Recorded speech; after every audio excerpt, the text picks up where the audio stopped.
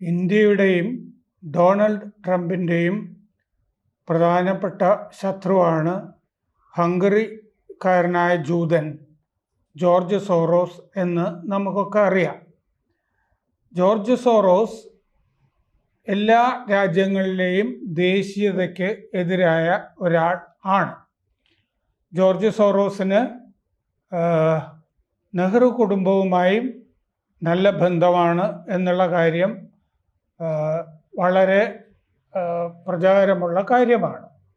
കാരണം നെഹ്റു കുടുംബത്തിലെ BK നെഹ്റു എന്ന പഴയൊരു സ്ഥാനപതിയുടെ ഭാര്യ ഹംഗറിയിൽ നിന്നുള്ള ഒരു ജൂത ആയിരുന്നു. ആ ജൂതയ്ക്ക് വളരെ നന്നായി സോറോസിനെ അറിയുകയും ചെയ്യാം.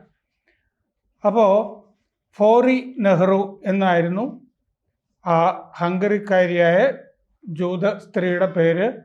അവർക്ക് 100 വയസ്സായപ്പോൾ അവരെ കാണാനായി ജോർജ് സോറോസ് വിമാനം ചാർട്ടർ ചെയ്ത് തന്നെ ഇന്ത്യയിൽ എത്തുകയും ചെയ്തിരുന്നു. ജോർജ് സോറോസിന് എന്താണ് കശ്മീരുമായി ബന്ധം, പഹൽഗാമുമായി ബന്ധം? ജോർജ് സോറോസ് എല്ലാ കാലത്തും കശ്മീർ തീവ്രവാദത്തിനെ അനുകൂലിച്ച് നിന്നിരുന്ന ഒരാളാണ്. എന്തുകൊണ്ട്? ഇന്ത്യയുടെ ദേശീയതയ്ക്ക് ഭീഷണിയാകുന്ന ഏത് പ്രസ്ഥാനത്തെയും സോറോസ് സഹായിക്കും. അതുകൊണ്ട് കശ്മീരിലെ തീവ്രവാദ പ്രസ്ഥാനങ്ങളെയും അയാൾ സഹായിച്ചുകൊണ്ടിരുന്നു, ഇപ്പോഴും സഹായിക്കുന്നുണ്ട്. അയാൾക്ക് മോദിയെ ഇഷ്ടമല്ല. മ്യൂണിക്കിലും ദാവോസിലും നടന്ന ഉച്ചകോടികളിൽ, ബിസിനസ് ഉച്ചകോടികളിൽ മോദിയും അദാനിയുമാണ് ഇന്ത്യയിലെ പ്രശ്നങ്ങൾക്ക് കാരണം എന്ന് പ്രസംഗിച്ചിട്ടുള്ള ആളാണ് സോറോസ്.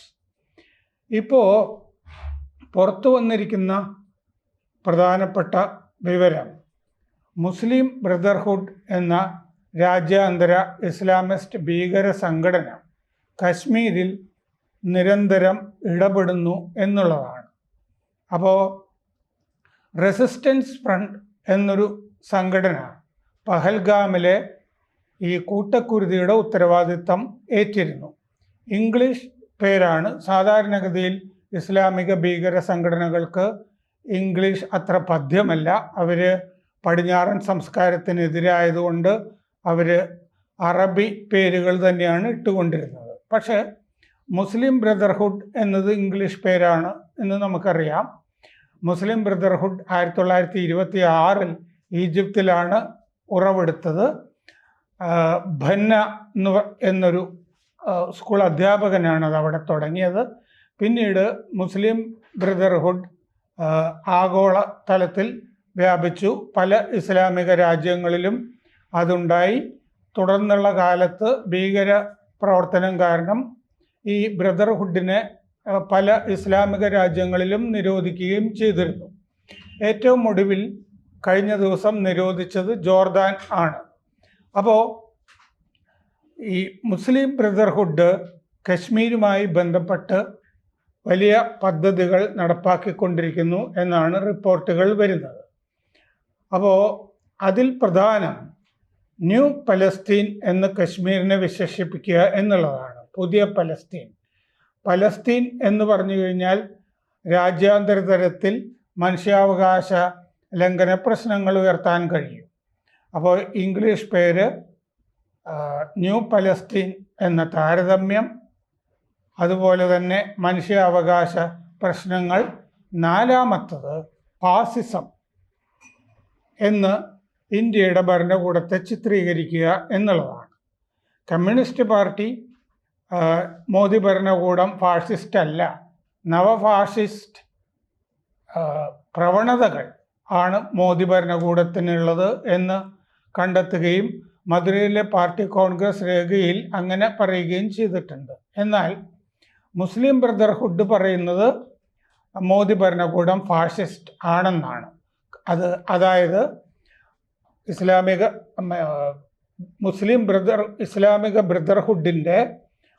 ബ്രദർഹുഡിൻ്റെ സിദ്ധാന്തപ്രകാരം ഭരണകൂടം ഫാഷിസ്റ്റായിരിക്കുക, അവർ വംശഹത്യകൾ നടത്തിയെന്ന് വരുത്തി തീർക്കുക, ഇമ്മിനൻ്റ് ജനോസൈഡ് എന്ന പ്രയോഗം നടത്തുക, മനുഷ്യാവകാശ ലംഘനങ്ങൾ ഉണ്ട് എന്ന് പ്രചരിപ്പിക്കുക, ന്യൂ പലസ്തീൻ എന്ന് കശ്മീരിനെ വിശേഷിപ്പിക്കുക, രാജ്യാന്തര തലത്തിൽ ഇതൊരു സജീവ പ്രശ്നമായിട്ട് നിലനിർത്തുക. ഈ പദ്ധതിയുടെ കൂടി ഭാഗമായിരുന്നു പഹൽഗാം ആക്രമണം എന്നാണ് ഇപ്പോൾ നാം അറിയുന്നത്. അപ്പോൾ അതുകൊണ്ട് ഇങ്ങനെയൊരു ആക്രമണം ഹിന്ദുക്കളെ തെരഞ്ഞുപിടിച്ച് നടത്തിയാൽ മുസ്ലിം ബ്രദർഹുഡിന് നമുക്ക് തീർച്ചയായിട്ടും സംശയിക്കേണ്ടിയിരിക്കുന്നു. പാകിസ്ഥാനിലെ പട്ടാള മേധാവി അസീം മുനീറിന് അതുമായി ബന്ധമുണ്ടാവും. അസീം മുനീർ ഒരു മൊല്ലാക്കയുടെ മകനാണ്. അസീം മുനീറിന് ഖുർആൻ വചനങ്ങളൊക്കെ കാണാപ്പാഠമാണ്. അദ്ദേഹം ശരീഅത്തിൻ്റെ ഭാഷയിലേ സംസാരിക്കൂ, അദ്ദേഹം ഇസ്ലാമിക മൗലികവാദത്തിൻ്റെ ഭാഷയിലേ സംസാരിക്കൂ. അതുകൊണ്ടാണ് കശ്മീർ ഒരു പ്രധാന ധമനിയാണ് പാകിസ്ഥാൻ്റെ എന്ന് മുനീർ പ്രസംഗിച്ചത്. ഹിന്ദുക്കളും ഇസ്ലാമും തമ്മിൽ ഒരിക്കലും ഇഴുകിച്ചേരാൻ കഴിയില്ല. അതുകൊണ്ടാണ് ദ്വിരാഷ്ട്രവാദമുണ്ടായത്, അതുകൊണ്ടാണ് 2 രാജ്യങ്ങളുണ്ടായത്, അതുകൊണ്ടാണ് പാകിസ്ഥാൻ ഉണ്ടായത്, അതുകൊണ്ടാണ് പൂർവ്വപിതാക്കൾ മുനീറിൻ്റെ ബാപ്പ ഉൾപ്പെടെയുള്ള ആളുകൾ പാകിസ്ഥാൻ ഉണ്ടാക്കിയത്, അതിനുവേണ്ടി വാദിച്ചത് എന്നൊക്കെയാണ് മുനീർ പറഞ്ഞുകൊണ്ടിരുന്നത്. അപ്പോൾ മുനീർ പറഞ്ഞതും ഇസ്ലാമിക മുസ്ലിം ബ്രദർഹുഡ് പറഞ്ഞതും തമ്മിൽ ഇഴുകിച്ചേരുന്ന സിദ്ധാന്തങ്ങളാണ്. രണ്ടും തമ്മിൽ വ്യത്യാസമൊന്നുമില്ല.